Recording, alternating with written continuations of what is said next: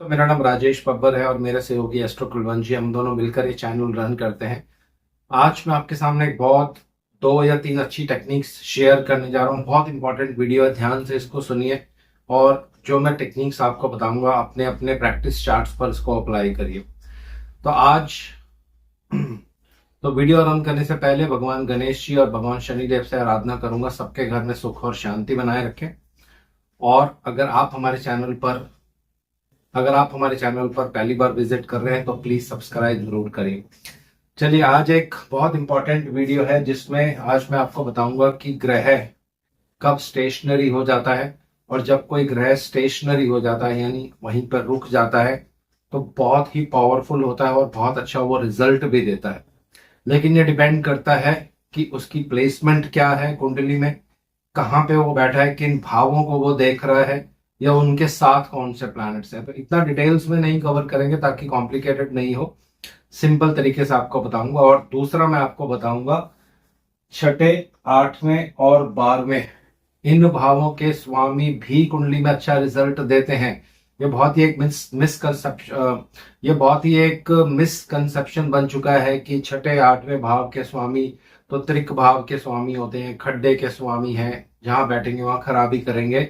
लेकिन इसका उल्टा भी कुछ रिजल्ट होता है जो आपको अलग अलग कुंडलियों पे बहुत ध्यान से अप्लाई करना है, चेक करना है। तो आइए सबसे पहले बात करते हैं छठे, आठवें और 12वें भावों में ग्रह कब अच्छा रिजल्ट देगा।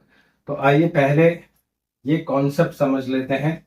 कोई भी ग्रह जब वो अपनी मूल त्रिकोण राशि या स्व क्षेत्री यानी अपने घर पे ही जाके बैठ जाता है अपनी राशि में, तो उस भाव की वृद्धि करता है। ये एक गोल्डन रूल है जो आपको हर बुक में मिल जाएगा, बीपीएचएस में भी मिलेगा और फल दीपिका में भी मिलेगा, जातक तत्वम जो है बुक उसमें भी मिलेगा।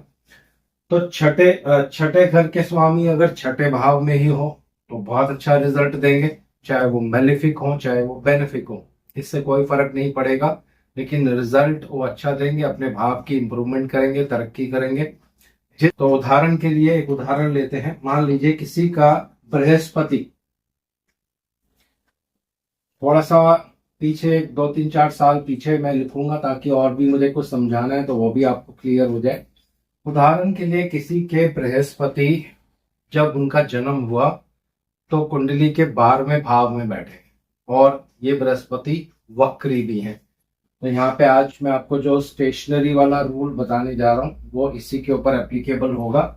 तो 12th लॉर्ड 12th में है लेकिन रेट्रो होने की वजह से ये पिछले भाव का भी रिजल्ट देंगे। ये एक गोल्डन रूल है, ये भी हम आने वाले वीडियोस में स्टडी करेंगे।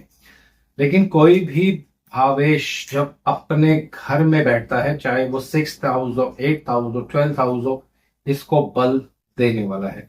इसी तरह से उदाहरण के लिए इसी कुंडली में यहाँ 5 नंबर आएगा और सूर्य जो है यहाँ पे विराजमान है, तो ये सूर्य भी अच्छा रिजल्ट देंगे क्योंकि अपने घर पे ही बैठे हैं। ये गोल्डन सा रूल है, कोई भी प्लैनेट अपने घर को खराब नहीं करता है, उसकी वृद्धि ही करता है। उस भाव के जो कारकत्व होते हैं उनमें ग्रोथ देगा।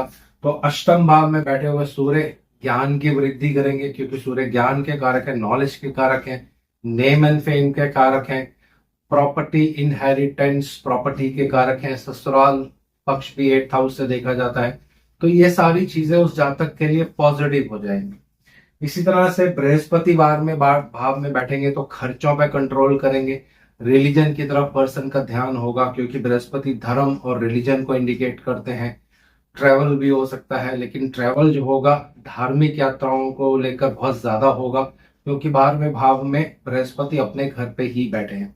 से कोई भी ग्रह जब छठे भाव में रहेगा तो वो अपने भाव को प्रमोट करेगा, भाव के रिजल्ट्स अच्छे देगा। तो ये छठे भाव का स्वामी मैं यहाँ पे नहीं लिख रहा हूँ, मैंने सर खाली आपको समझाना था, 2 मैंने आपको समझा दिए। अब यहाँ पे एक और रूल है जो आपको फॉलो करना है, वो सबसे ज्यादा इंपॉर्टेंट है। वो है ग्रह कब स्टेशनरी हो जाता है। और कोई भी ग्रह अगर छठे आठवें भाव में बैठा है, अपने घर पे ही बैठा है, उस पर अगर बहुत ज्यादा मेलेफिक प्रभाव पड़ेगा तो फिर उस भाव से रिलेटेड जो कारकत्व होंगे उनमें प्रॉब्लम आ सकती है, आती ही है, सॉरी। लेकिन अगर शुभ प्रभाव होगा, शुभ कर्तरी में होगा, उदाहरण के लिए जैसे ये लेते हैं, एक तरफ बुध हो उच्च के, एक तरफ शुक्र हो, उदाहरण ले लेते हैं ताकि आपको और समझ आ जाए। मान लीजिए किसी की भी कुंडली है, यहाँ शुक्र है और यहाँ पे 6 नंबर में बुध है, तो फिर कहना ही क्या है, अष्टम भाव के स्वामी अष्टम में ही है और दोनों तरफ शुभ ग्रह बैठे हैं, तो ये अष्टम भाव को बहुत ज्यादा स्ट्रांग कर देंगे। पर्सन को बहुत ज्ञान, बहुत नॉलेज, हिडन चीजों की नॉलेज, ऑकल्ट साइंसेस, ज्योतिष, इन सब का ज्ञान पर्सन को होने वाला है। डिपेंड करता है कि उनकी एज कितनी है, इसमें एज क्राइटेरिया आपको जरूर फॉलो करना है। अब आगे चलते हैं। अगर इनमें से कोई ग्रह वक्री हो, अब यहाँ पे मैंने सूर्य लिखा है, सूर्य तो वक्री हो नहीं सकते हैं क्योंकि सूर्य जो है वक्री नहीं होते हैं। तो ये रूल हम बृहस्पति पर लगा के मैं आपको बताता हूं कैसे। 12th लॉर्ड 12th में ही है, रेट्रो होने के बाद भी बहुत स्ट्रांग माना जाएगा यहाँ पे, वो कैसे, तो आइए ये समझते हैं इसके पीछे क्या लॉजिक है। उदाहरण के लिए इस जातक का जन्म 10 सितंबर 2020 को हुआ है। उदाहरण ले रहा हूं मैं समझाने के लिए। और जिस समय इस जातक का जन्म हुआ 10 सितंबर 2020, उस समय बृहस्पति कुंडली में वक्री है। अब आपको सेकंड स्टेप में ये देखना है, जब भी आप कोई कुंडली एनालाइज करेंगे और आपके सामने कोई कुंडली आती है, उसमें आपको लाल पेन से मार्क कर लेना है कि कौन से ग्रह वक्री है। फिर उसके बाद आपको पंचांग लेनी है। ये सॉफ्टवेयर इसमें भी आपको मिल जाता है, जगन्नाथ फोरम में भी है, उसमें भी आप ढूंढ सकते हैं कि ये जो ग्रह है कब वक्री हुआ था और कब डायरेक्ट हुआ था। तो अभी कब वक्री हुआ था ये थोड़ा टाइम पहले, तो कब डायरेक्ट हुआ था, कब वक्री हुआ था, ये यहाँ पे बहुत इंपॉर्टेंट है, वो आपको नोट करना है।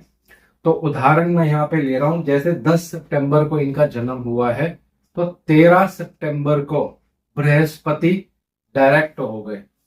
13 सितंबर को बृहस्पति जो रेट्रो पोजीशन पे चल रहे थे वो डायरेक्ट हो गए। डायरेक्ट मतलब रेट्रोग्रेशन उनकी खत्म हो गई। तो ऐसे केस में क्या होता है, जब भी कोई ग्रह रेट्रो होने से 5 दिन पहले, ये बड़े ग्रहों के लिए लागू होता है, छोटे ग्रहों के लिए 2 दिन ही लागू होता है, 5 दिन पहले और 5 दिन बाद स्टेशनरी हो जाता है। तो आप इसको और फाइनल ट्यूनिंग कर सकते हैं, 2 दिन ले सकते हैं मैक्सिमम, 2 या 3 दिन ले सकते हैं। तो उदाहरण के लिए जैसे 10 सितंबर को जब इनका जन्म हुआ तो बृहस्पति वक्री है, लेकिन 13 सितंबर को बृहस्पति डायरेक्ट हो गए। तो इसका मतलब ये जो गुरु हैं ये लगभग स्टेशनरी पोजीशन पर हैं दोस्तों। ये गुरु कुंडली में बहुत पावरफुल माने जाएंगे।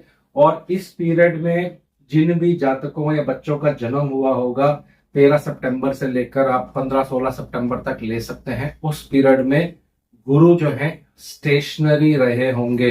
तो ये भी आपको कुंडलियों में चेक करना है। उसके बाद फिर जो रूल है मैंने आपको बताया है कि जिस घर पे बैठेंगे उस घर में वृद्धि करेंगे। स्टेशनरी प्लैनेट्स जो होते हैं, जो कुंडली की नॉन लिविंग थिंग्स होती हैं, जो लिविंग थिंग्स यानी जीव को नुकसान पहुंचा सकता है, लेकिन जो नॉन लिविंग थिंग्स होती हैं उनमें वृद्धि करता है। तो अब ये डिपेंड करता है हर किसी के बृहस्पति उस समय कुंडली में कहाँ बैठे थे, उनकी दूसरी राशि कहाँ पे आ रही थी, कौन उनके साथ में था। तो अलग अलग कुंडलियों पे इसका अलग अलग इफेक्ट आने वाला है। तो सिंपल रूल आपको याद कर लेना है, मैं दोबारा बता देता हूँ।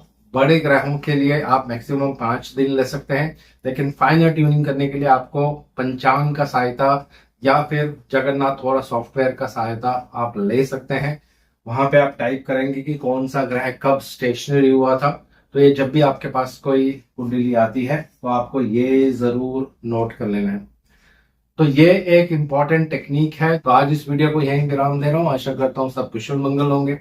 भगवान शनिदेव से आराधना करूंगा सबके घर में सुख और शांति बनाए रखें। जय शनिदेव।